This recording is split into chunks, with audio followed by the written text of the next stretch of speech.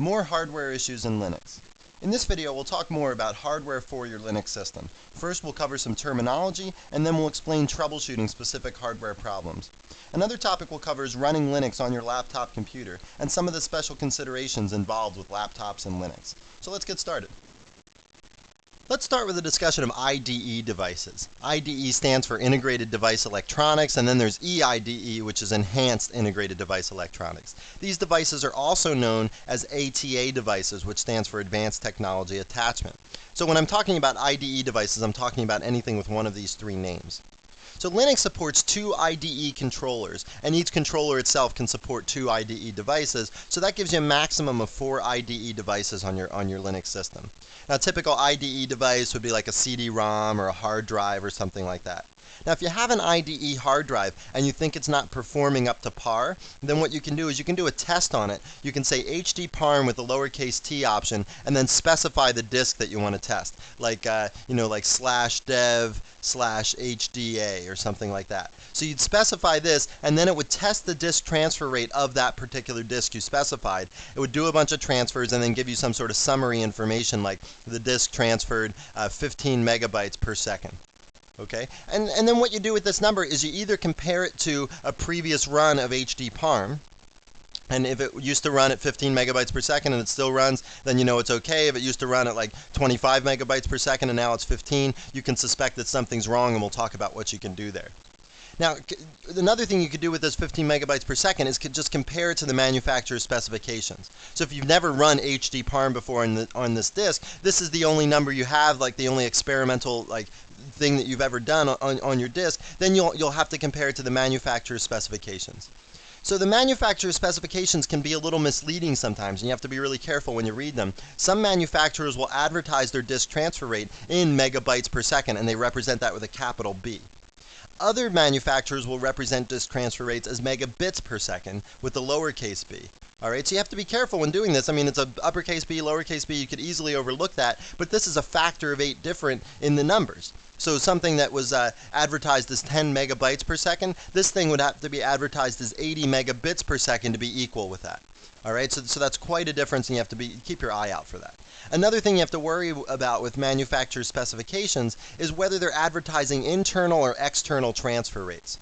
Now, internal transfer rates are what the drive can transfer, and external transfer rates are what the bus can transfer. So here's your hard disk, okay? And it's hooked up by this bus to your motherboard, and it's plugged into your motherboard, and it's transferring data across the bus.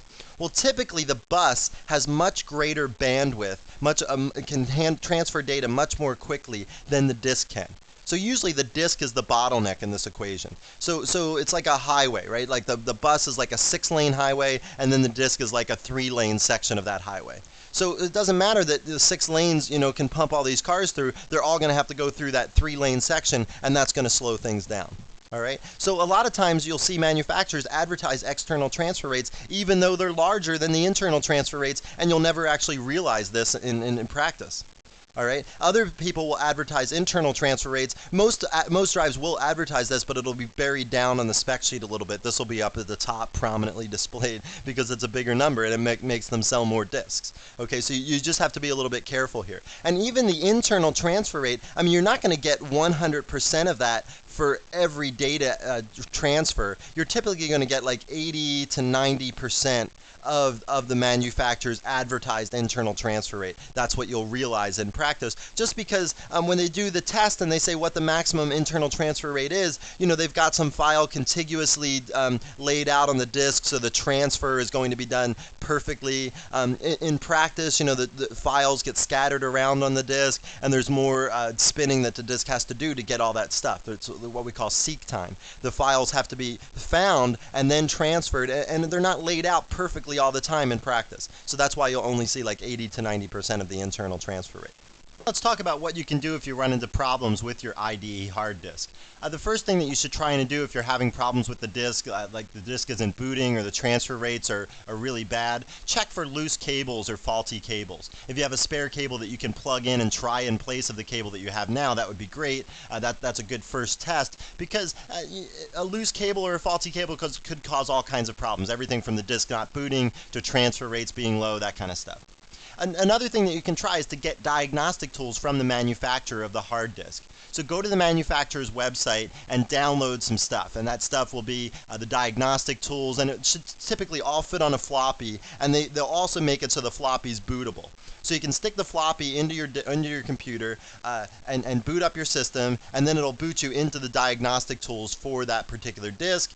And when you download that information onto the floppy, also download some stuff like a manual or some sort of help sheet that will guide you through the process to diagnose the problems on your disk. So this is a good tool, and this is going to be very manufacturer dependent. That's why I said get that help sheet or get that manual, because that's going to help guide you through the process to determine what's wrong with your disk. Another thing you have to check are master-slave settings on IDE hard disks. So before we saw a picture of a motherboard, and on the motherboard there was this port, this slot for IDE devices. And I told you earlier that those IDE controllers themselves can control 2 IDE devices. So typically, you know, the picture that we saw before of an IDE hard disk hooked up to our motherboard, it was just one hard disk and the cable was like this plugged into the motherboard. Well, you can also get a cable that will extend like this to another hard disk, all right? And then you can have 2 hard disks on this one port. So that's nice, because if you need lots of disks, you can plug 2 into this one port. You have to be a little bit careful, because the performance isn't going to be as good as two separate disks. So if you have 2 IDE ports on your motherboard, which most motherboards do, and you only have 2 IDE disks, you should probably just plug 1 into each port. You're going to get better performance. But if you need it, if you have like 3 or 4 IDE hard disks on your system, then you're going to have to do this chaining, we call it. And this chaining, basically what this amounts to is that the one that's first in line to the actual port is called the master, and then the one that's second in line over here is called the slave. Okay, and you need to make sure that these are configured correctly, and the way that you configure these as master and slave typically is with jumpers. So on the back of the disk drive, in between the connector for the power and the connector for the ribbon cable, is this area for the jumpers. And there's these pins sticking out like this, and you've got your jumper, and it's going to slide over some pair of these pins in this vertical direction.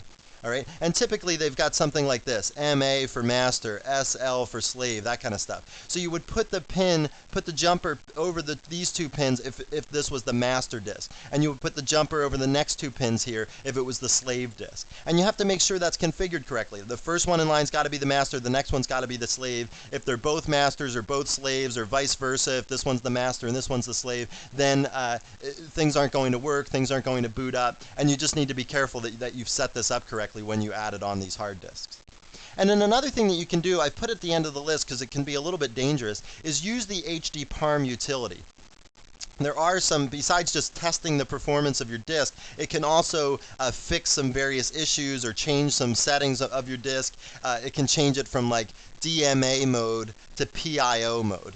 Okay, DMA mode is direct memory access mode, and in that mode the CPU is really not doing as much stuff. It's downloading a lot of the work off to the controller itself to handle disk transfers. PIO mode, the CPU is dealing with all the data transfers. So PIO mode generally loads up the CPU more. DMA mode takes load off the CPU, and you can experiment back and forth with these, see which one's better. You can set the various levels of PIO mode. You can do all sorts of things with HDPARM. And like I said, these can cause problems, so I don't want to stress too much here that you should try this.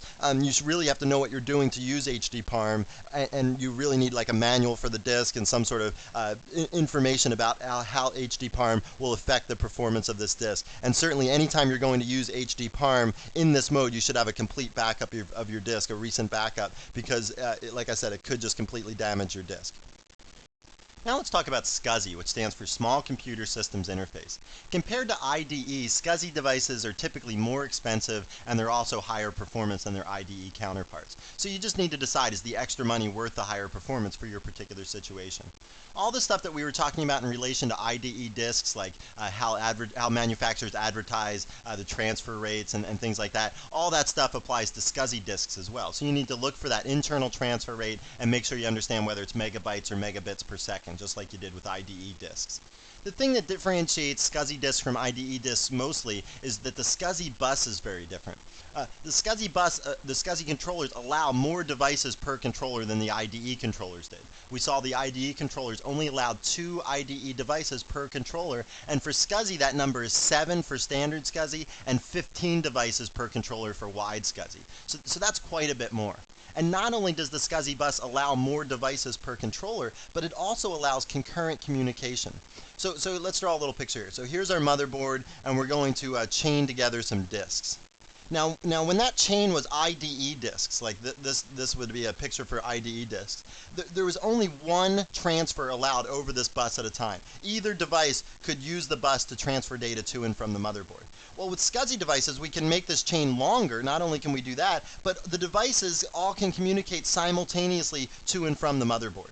Okay, so that's what concurrent communication means. All these devices can be transferring data to and from the motherboard at the exact same time, as long as the sum total of the bandwidth of all those transfers does not exceed the bandwidth of the bus itself.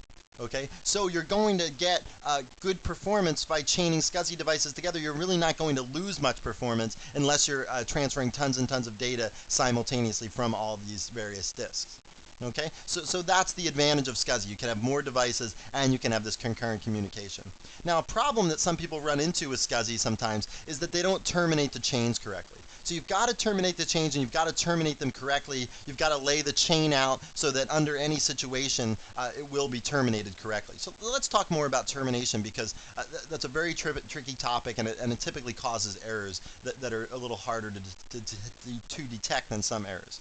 Okay, so our SCSI interface here's like the simplest picture we could have. We've got our SCSI interface and we've got our hard drive. Now the SCSI interface is actually a device on the SCSI chain, so you have to terminate this as well as the hard drive. Both ends of the chain are terminated in this example. So let's say that stuff on this side of our picture here is internal devices, like inside the case of the computer, and stuff over here are external devices. Okay, so now let's add some stuff to this. Let's say we've got our SCSI interface again, and let's say on this side we add a zip disk, an internal zip disk, and then we have our hard disk again. And then outside here I have a scanner, and then over here I've got an external hard disk. Okay, so there's my new SCSI chain here. Now what needs to be terminated are the 2 hard drives. Not only do the 2 hard drives need to be terminated, but it really matters how this is laid out in the order here. So when I'm drawing this is like a physical drawing, like the SCSI device, the SCSI interface hooks up to the scanner first, and then it's chained to this hard drive. Internally it's hooked up to the zip disk first, and it's chained to this hard drive. Okay, so that's physically the layout of your computer. All right, and these 2 must be terminated, but if you flip-flop these 2, right? Say you put the hard drive first next to the SCSI interface, and then you put the scanner out here. Well, now it might seem like the scanner needs to be terminated, and it does. But if the scanner's off one day, like you just turn the scanner off or you unplug it or something, then this isn't going to work. Nothing on this chain is going to work, or there's going to be likelihood for failure, because now nothing's terminated on this side because the scanner's turned off. So you should put stuff on the ends of the chain that are always going to be on. Internal stuff is probably always going to be on because it's hooked up to the power supply of the computer, but external stuff is more likely to be turned off. So you have to make sure whatever's on the end, on the external side of things, is something that's going to be on all the time, so that the termination works properly. And a hard disk is a good candidate for that if you had an external hard disk. You'd want that on the end because it's always going to be on, so if you have that terminated, everything else in the chain is going to work. All right, so that's a little bit of a tricky issue. There's also how you terminate this. That's another issue.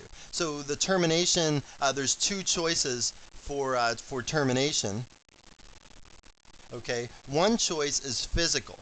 So you can have these connectors that slide over the end that actually physically terminate the chain. Or another choice is electronic termination. Sometimes this is also called smart termination.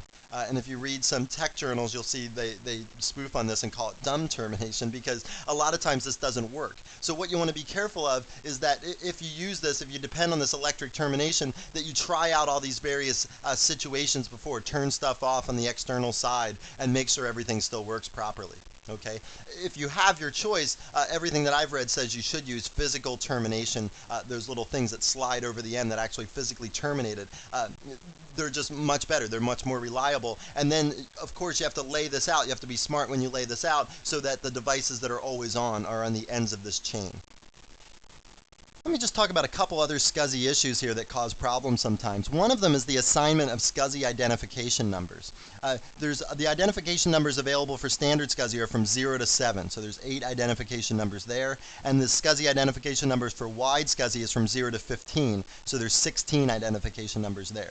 Now, earlier I told you that you could only hook up 7 devices to standard SCSI and you could chain together 15 devices for wide SCSI, but I just told you there's 8 ID numbers for standard and I said you could hook up 7 devices. Why that one discrepancy? Well, because the SCSI host adapter itself is actually a device on the SCSI chain.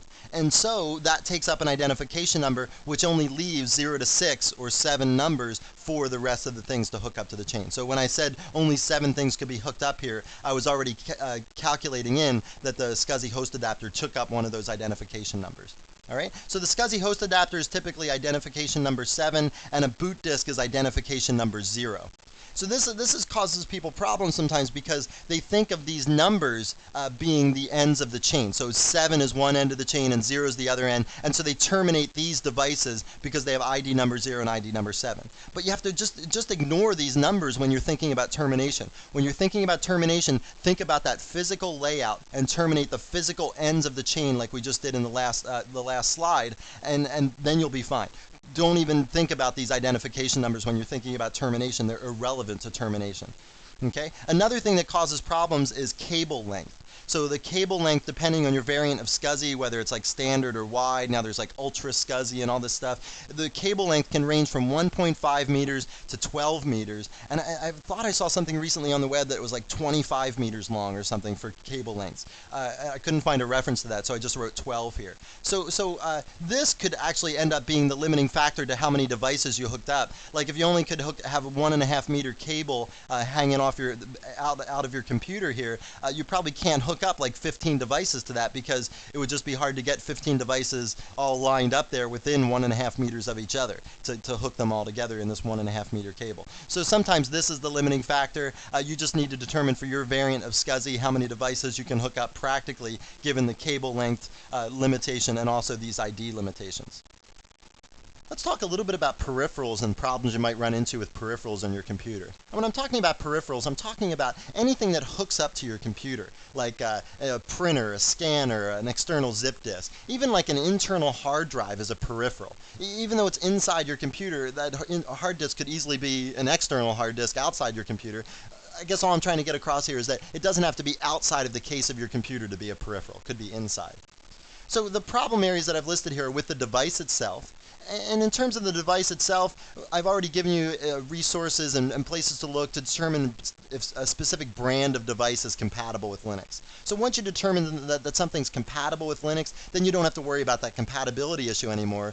Certainly, like the circuitry in the device could fry, and you need to, get the device fixed or replaced or something like that to have a functioning device. But once you get that compatible device, you don't have to worry about compatibility issues anymore.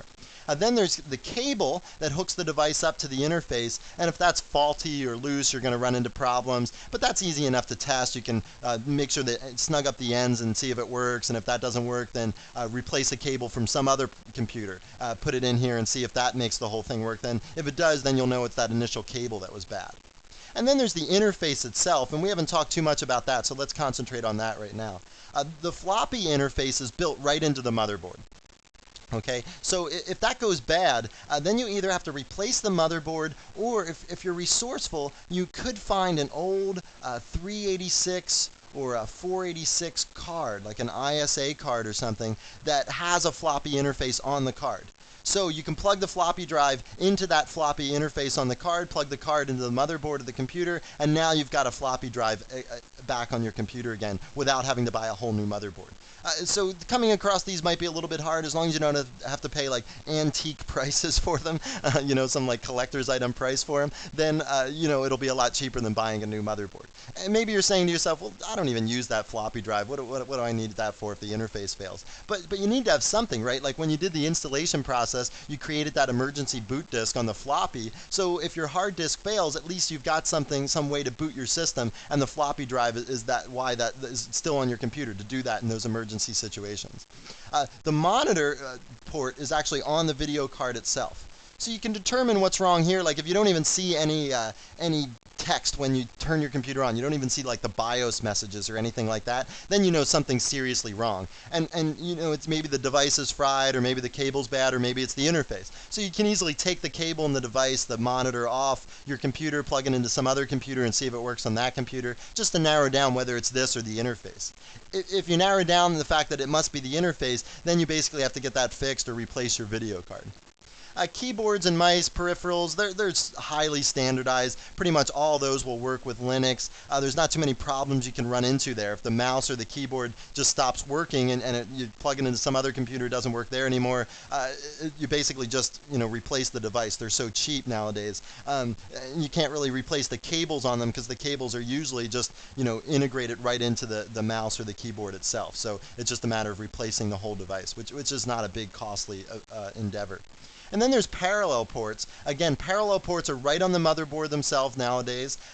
And if this fails, if you can't use your parallel port, which is typically used for things like printers or external zip disk, I have an external zip disk that's on a parallel port, then the parallel port, either if that fails, then you either need to replace the motherboard, or again, if you can find an ISA or a PCI parallel port interface, then you're okay. You can plug this card into your motherboard, plug your parallel device item into the port on these cards, and then you're back functioning with your parallel port again without having to replace your motherboard. And these are easier to come by than those like floppy device cards like that I was talking about for the old 386 and 486 computers. And then there's a new interface out there called IEEE 1394, more commonly known as FireWire. This is typically currently an add-on to Linux. Nobody has this built into their motherboard yet. But don't be surprised if in the future they're built into motherboards, because it's becoming an increasingly popular device because it's so fast. It's just unbelievably fast interface. And who knows, it could replace SCSI, and who knows what it's going to replace eventually. But for right now, it's currently just an add-on for Linux. Before we wrap up, I just want to talk a little bit about Linux and laptops. Basically, if you're buying a laptop with the intent of running Linux on it, you should really consult one of these websites before you do that, just so that you can see what laptops have had Linux successfully installed on them, which ones are more of a hassle, that kind of stuff. Linux-laptop.net is one site here, and linux.org/hardware is the other site. And they're both have a bunch of information about running Linux on laptops. They have user accounts of installing Linux.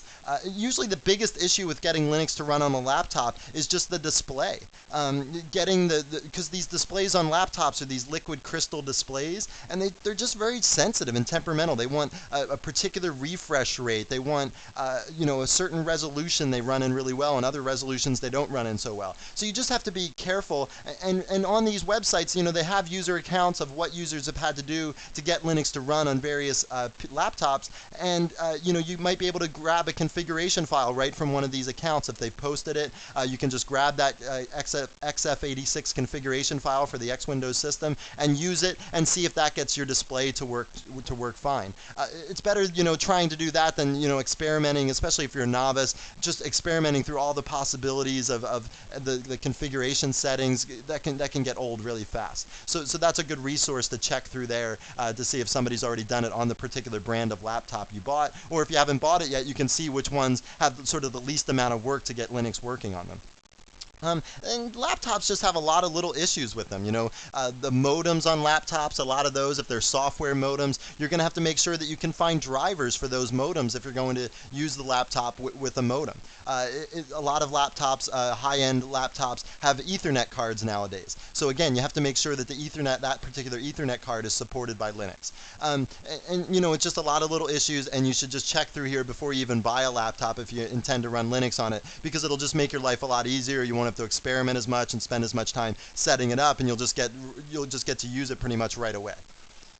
Well, it's time to wrap up our second nugget on hardware issues. In this one, we really concentrated on troubleshooting hardware problems. At first, we talked about IDE and EIDE and ATA devices, and we talked about how you can string them together and some of the issues involved with stringing them together. And then we talked about SCSI devices, some of the advantages of SCSI, and we also talked about some of the issues that people run into there with SCSI ID numbering and chaining SCSI devices together and the termination problem there. And that's just, it seems that always comes up when people are chaining SCSI devices together.